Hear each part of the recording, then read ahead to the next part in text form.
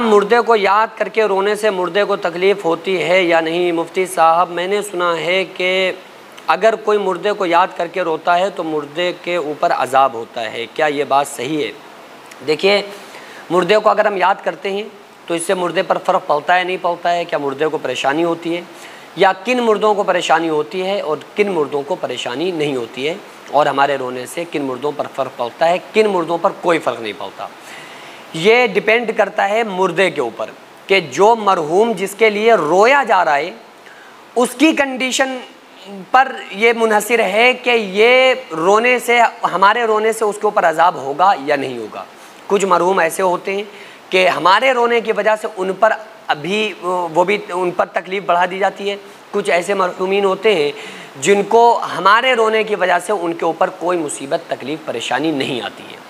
अब आप कहेंगे कि वो कौन से लोग हैं जिनके ऊपर रोया जाए तो उन्हें तकलीफ़ होती है मुर्दों को, और वो कौन से मुर्दे हैं जिनके ऊपर रोया जाए तो उन्हें उससे कोई तकलीफ़ नहीं होती है?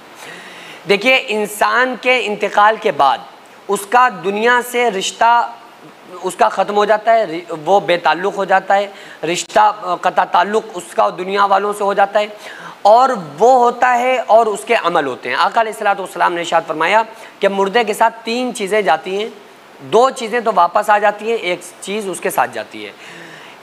2 चीज़ें वापस आने वालियों में से एक तो चारपाई है और रिश्तेदार, तीसरा अमल जो उसके साथ जाता है वो उसके साथ में रहता है। अब बंदे ने जो कुछ दुनिया में किया था, अपने घर वालों की, अगर कोई बंदा घर का नेक है और वो बंदा बड़ा है तो उसकी ज़िम्मेदारी, उसकी पूरी फैमिली की ज़िम्मेदारी उस बंदे के ऊपर होती है। यानी आपके ऊपर आपकी फैमिली की ज़िम्मेदारी है कि अगर आप कोई दीन की बात जानते हैं तो वो अपने घर वालों को बताएं। अगर आप ख़ुद नमाज़ पढ़ते हैं तो अपने घर वालों को भी नमाज का हुक्म दें। अगर आप ख़ुद बापर्दा हैं तो अपने घर वालों से भी पर्दा करवाएं। तो इसी तरह से जो रोकर बैन किया जाता है ना मुर्दों के लिए कि अल्लाह तुझे हम ही मिले थे, तूने हमारा बेटा ले लिया या हमारे बाप को ले लिया और तुझे और कोई नज़र ही नहीं आया था, तेरी हमसे कौन सी दुश्मनी है, माज़अल्लाह, ये जुमले जब कोई बोलता है और वो शख्स जिसके ऊपर बोला जा रहा है वो जब दुनिया में हयात था तो क्या उसने घर वालों को ये बात सिखाई थी कि नहीं सिखाई थी कि आखिर हमें क्या बोलना है, क्या नहीं बोलना है, और हर हाल में हमें साबिर व शाकिर रहना है, हर हाल में अल्लाह का शुक्र अदा करना है, और अगर अल्लाह की तरफ से कोई मुसीबत आए तो हमें सब्र का दामन नहीं छोड़ना है। क्योंकि आपको ये भी याद रखना चाहिए कि जब आका अलैहिस्सलातु वस्सलाम के 3 बेटे थे, तीनों बचपन में विसाल पा गए, बेटियां हयात रहीं, बेटे बचपन में विसाल पा गए, और आखिरी बेटा हज़रत इब्राहीम जब उनकी बस रूह परवाज़ होने की थी तो हज़रत उम्मे सलमा अपने हाथों में लेकर आईं और आकर कहा कि या रसूलुल्लाह सल्लल्लाहु अलैहि वसल्लम, ये हमारा मासूम बेटा ये भी दुनिया से रुखसत होने वाला है। तो जैसे ही आका अलैहिस्सलातु वस्सलाम ने अपने हाथों में बच्चे को लिया, फ़ौरन ही बच्चे की रूह परवाज़ हो गई और आका अलैहिस्सलातु वस्सलाम के आँखों से आंसुओं का समंदर जारी हो गया। और आका अलैहिस्सलाम ने फरमाया इन्ना लिल्लाहि व इन्ना इलैहि राजिऊन, कि ये अमानत अल्लाह की अमानत थी और हम सबको अल्लाह की तरफ लौट कर जाना है। तो ये रसूलुल्लाह सल्लल्लाहु अलैहि वसल्लम का जो तरीक़ा था, ये उसने अगर जानता था तो अपने घर वालों को बताया था या नहीं बताया था? उसने बता दिया। अब घर वाले कुछ भी करें, वो चाहे अल्लाह के लिए कैसे भी जुमले बोले, चाहे वो सब्र का दामन थामे या छोड़ दे, फिर उस मुर्दे के ऊपर, मरहूम के ऊपर कोई फ़र्क नहीं।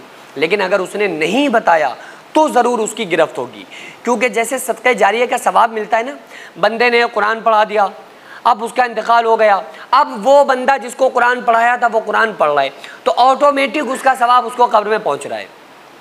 लेकिन अगर उसी बंदे ने गुनाह से नहीं रोका था, वो जानता था उसके सामने गुनाह होते थे, उसके सामने और भी मौतें हुई और घर वाले ऐसे कुफरिया जुमले बोलते थे पहले मुर्दे को याद करके, इसने नहीं समझाया जबकि ये जानता था, तो फिर कब्र में इसके ऊपर और ज़्यादा अजाब इसके लिए बढ़ाया जाएगा। क्योंकि उसको ये बताया जाएगा कि तुम जानते थे दुनिया में, उनके लिए तो अजाब तैयार हो ही रहा है जो लोग कुफरिया जुमले बोल रहे हैं, लेकिन उसके ऊपर भी अजाब को बढ़ाया जाता है कि तुम जानते थे तो तुमने जब दुनिया में थे अपने घर वालों को क्यों नहीं रोका। लेकिन अगर उसने समझाया था या वो जानता नहीं था या उसके सामने ऐसा कोई मामला नहीं पड़ा था, तो फिर घर वाले या उसके याद करने वाले या उसके अजीज़ व क़रीब उसके लिए कैसे भी जुमले बोले, उसके ऊपर फ़र्क नहीं पड़ता है। तो बहरहाल ये है कि जब भी अगर हम किसी मरहूम की याद आ जाए, आंसू निकल आते हैं, इंसान रोता है, रोना मोहब्बत से होता है, लेकिन रोकर हम ऐसे जुमले बोल के अल्लाह को नाराज़ ना करें कि जिससे जब हम कब्र के अंदर जाएं तो हमारा फरिश्ते बुरा हाल कर दें। कुफरिया जुमले नहीं बोलना है, क्योंकि ये तो अल्लाह की अमानत है, हम सब अल्लाह की अमानत है। अल्लाह की मर्ज़ी जब जिसको चाहे बुला ले, कोई कुछ नहीं कर सकता। तो इसलिए हर हाल में साबिर व शाकिर रहना ही अल्लाह तबारक व तआला के फरमाबरदार बंदे होने की निशानी होती है। अस्सलाम वालेकुम नाज़रीन, ये मदरसा स्कूल जो आप देख रहे हैं हमारी बहन बेटियों का मुस्तकबिल है, जिसमें बच्चियों को दीनी तालीम के साथ साथ इंग्लिश और कंप्यूटर भी सिखाया जाता है। इस हॉस्टल में मैं अल्हम्दुलिल्लाह 12 कमरे 5 हॉल तैयार कर चुका हूँ, लेकिन अभी भी करोड़ों रुपए का काम बाकी है जिसको अकेले नहीं किया जा सकता है। इसलिए आप तमाम लोग हमारे साथ मिलकर बच्चियों का बेहतरीन फ्यूचर बनाने में ज़रूर हिस्सा लें और हर हफ्ते 100-500 रुपए आप इस QR पर ज़रूर डालें। अल्लाह ताला आपको इसका 10 गुना दुनिया में, 70 गुना आखिरत में और मरने के बाद क़यामत तक कब्र में इसका अज्र अता फरमाएगा। अस्सलामु अलैकुम वरहमतुल्लाहि वबरकातुहू।